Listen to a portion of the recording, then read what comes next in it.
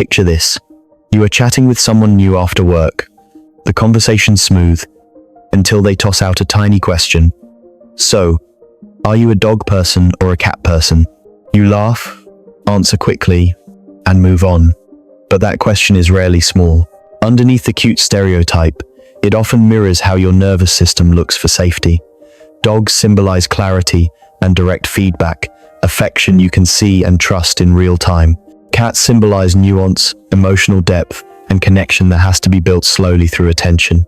In other words, your preference can hint at how you bond, how fast you trust, where you set boundaries, and what kind of intimacy feels calming versus intrusive. In this video, we will unpack the psychology behind the choice, from temperament to the big five, and why living with either animal can quietly reshape you. And to be clear, this is not some party trick where your favorite animal becomes a personality verdict. People are complicated, and any single preference is only a tendency, a blurry mirror that catches patterns but never the whole person. Still, patterns matter because the mind is drawn to what feels regulating. We gravitate toward creatures that match the tempo of our nervous system and the emotional climate we trust most. For some, comfort means signals that are obvious and consistent, a kind of relational daylight where intentions are visible. For others, comfort lies in subtlety, in the slow accumulation of meaning, where closeness is earned through patience rather than demanded through certainty. That is why this question can be unexpectedly revealing. It points to what you interpret as safety and connection, what you expect from intimacy, and how you handle ambiguity. In a quiet way, it also hints at which version of you gets activated when you live alongside that kind of bond. There is a reason a casual question can carry real psychological weight. The brain is constantly trying to predict whether an interaction will be safe, and it loves shortcuts. In a few seconds, it scans for cues that reduce uncertainty. How someone speaks, what they laugh at, what they notice, what they choose when they do not think it matters. Preferences become a kind of social shorthand, not because they are perfectly accurate, but because they often correlate with deeper relational habits.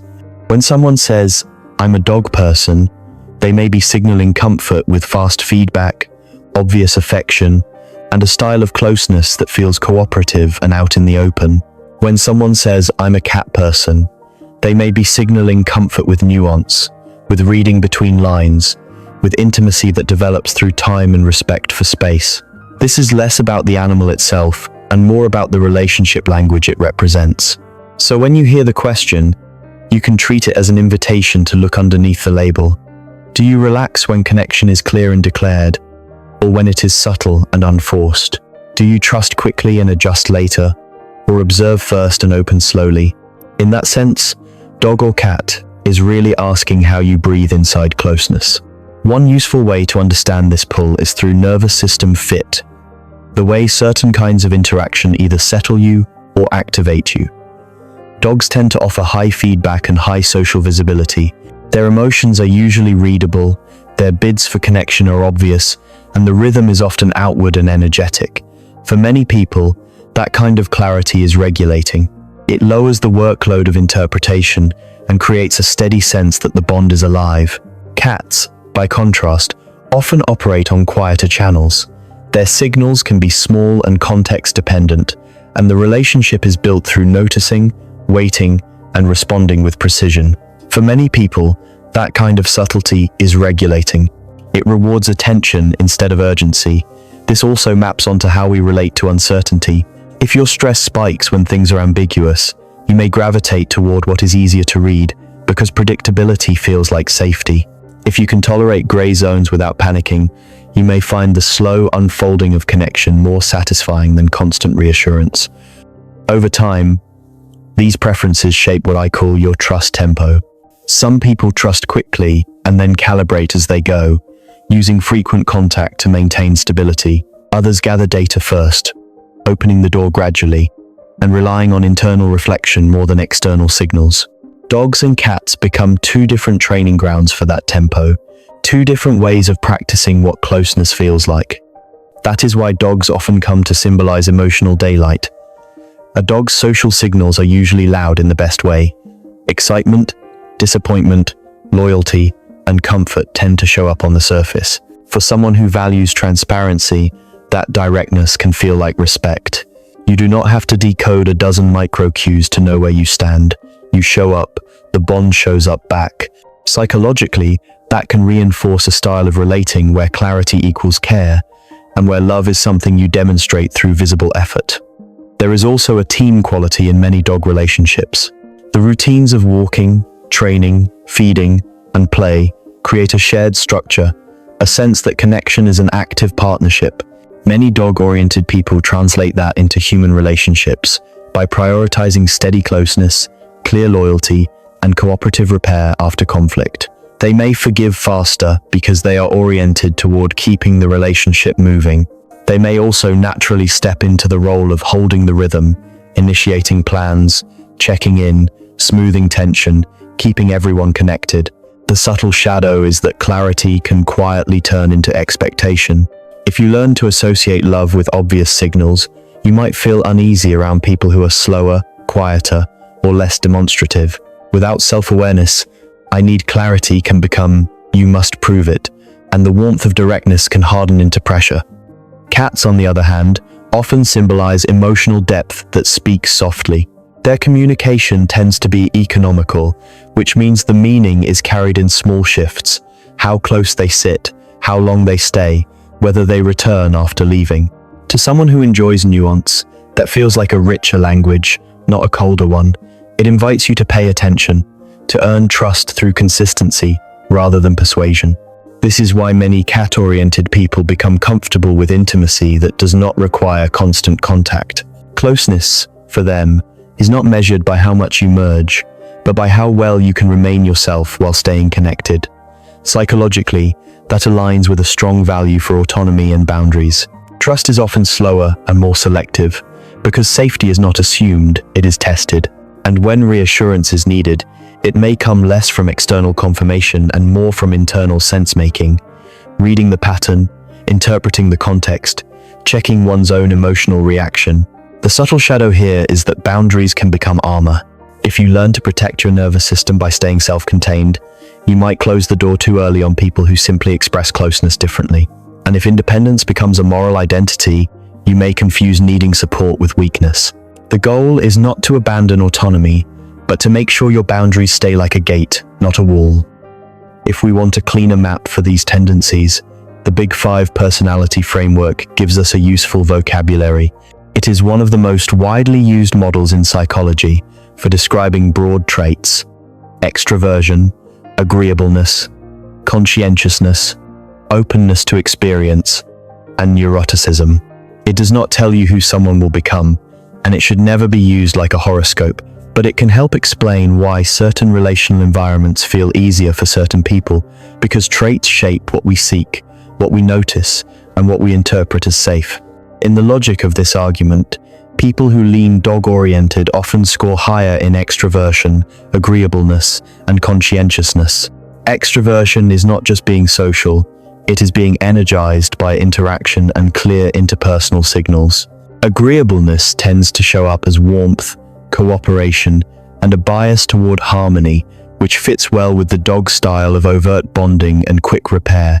Conscientiousness reflects structure and follow-through, and dog life naturally rewards schedules, responsibility, and consistency, so the match can feel seamless. Cat-oriented people, in this same framing, often lean higher in openness to experience and in neuroticism, understood here less as drama and more as sensitivity. Openness can mean comfort with complexity, ambiguity, symbolism, and independent thinking, which pairs well with the cat style of subtle communication and slow-earned closeness. And higher emotional sensitivity often means a strong inner world, sharper threat detection, and deeper processing of social nuance. That can create both gifts and costs: the ability to read rooms and layers, and the risk of over-interpreting signals when stress is high. None of this makes one group better. It simply suggests that the animal you feel drawn to may resonate with the trait profile you already live through, or with the profile you are unconsciously trying to develop. Where this gets most interesting is in intimacy, trust, and boundaries, because those are the places where people stop talking about preferences and start living them. In the dog-oriented pattern, intimacy often means stable closeness that is easy to see. Loyalty is expressed clearly, time is shared deliberately, and reassurance is not viewed as needy, it is viewed as relational maintenance. When conflict happens, many dog-oriented people lean toward repair through presence. They check in, they reach out, they try to re-establish the rhythm, sometimes taking on the role of the one who keeps the relationship moving. That can make them forgiving and highly cooperative, because they experience the bond as a shared project. They often prefer emotional transparency, not because they cannot handle complexity, but because clarity feels like kindness. In the cat-oriented pattern, intimacy often means closeness without intrusion. Trust is slower because safety is evaluated carefully, and commitment is proven through consistency over time rather than through intense displays. Reassurance can feel helpful in small doses, but too much of it can read as pressure, like someone is trying to pull certainty out of you before you are ready to give it. So many cat-oriented people rely on self-analysis to regulate their emotions. They review the pattern, test their assumptions, and decide when to open rather than seeking constant external confirmation. Neither approach is wrong. They are different strategies for staying regulated in connection. The friction shows up when these two strategies meet. The dog-oriented person may experience slowness as mixed signals, and mixed signals as lack of commitment. The cat-oriented person may experience demands for clarity as control, and control as a threat to autonomy. This is where relationships get mislabeled as incompatible, when the real issue is translation. A better conversation starts with two questions. How much clarity do you need to feel safe, and how much space do you need to stay open? When those needs are named without shame, boundaries become coordination, and intimacy becomes something both people can breathe inside. Lifestyle matters here, too, because animals do not just reflect your personality, they shape your daily rhythm. Dog life often pulls you into shared routines and public space.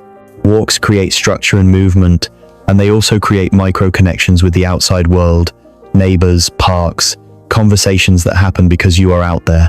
That environment tends to fit people who feel nourished by social circulation or who want their relationships to have a visible, communal dimension. It can also align with family or group-oriented living, where the household runs on coordinated schedules and shared responsibility. Cat life often supports a different kind of rhythm. It is more private, more self-directed, and generally more compatible with solitude without it feeling like loneliness.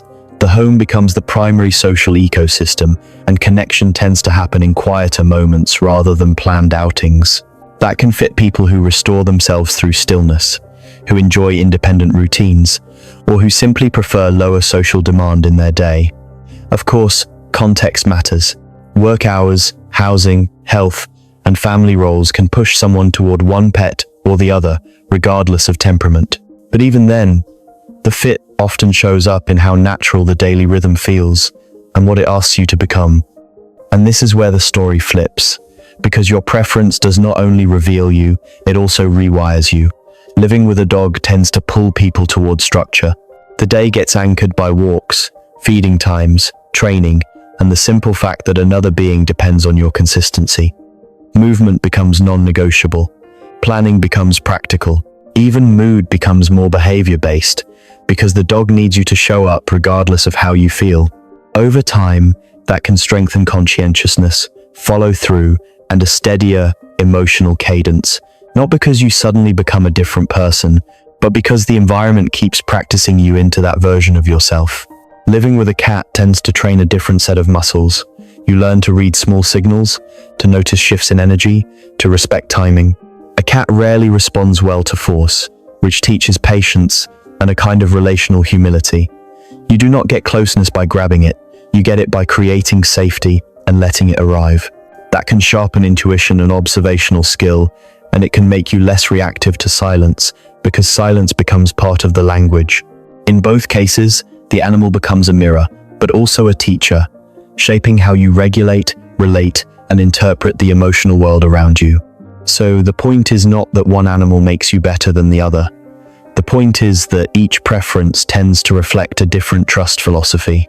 Dogs often resonate with people who believe love should be clear, enacted, and openly reaffirmed. Cats often resonate with people who believe love should be respectful, spacious, and proven through consistency rather than performance. If you want the real insight, Ask yourself 3 questions. Do you feel safest when someone checks in often? Or when they trust you with room to breathe? Are you more disturbed by coldness or by ambiguity? And when you picture intimacy at its best, does it look like active companionship or quiet coexistence with mutual freedom? Your answer does not just describe what you like. It describes the kind of connection you trust most and the version of you that wakes up inside it.